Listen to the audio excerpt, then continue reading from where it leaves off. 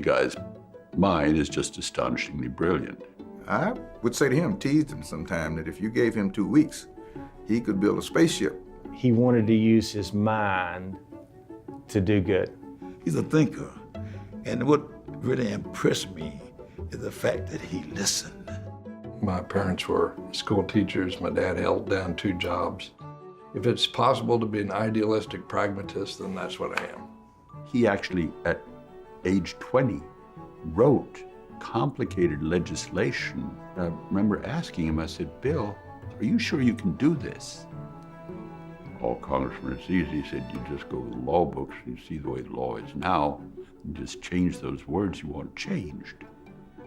Well, I'm sure what President Clinton saw is that Bill is, just has an astonishing intellect, and Clinton's an extremely bright person who wanted bright people around him, and he got one.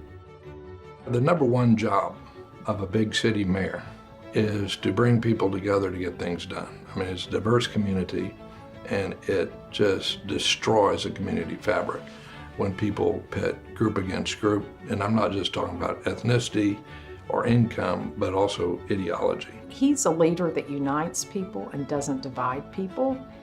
And only recent times have shown how special that is. If he understands what the real problem is, there's always a solution. Well, the most significant thing that Bill has done, I think, is serving as mayor of Houston and how Houston responded to the Katrina catastrophe. I remember him calling me the night before and said, we're going to have to transform the convention center, the Astrodome, into a city. And I saw him delegate and give people responsibilities. I mean, we even had a library and a room with computers for people to use. He was talking to people that showed up with nothing, and he gave them hope. The policy of the city of Houston was pretty simple. To treat our neighbors as we would like to be treated, which is not original, by the way. I taught Sunday school, and I borrowed that. Most people who live in Houston were not born here.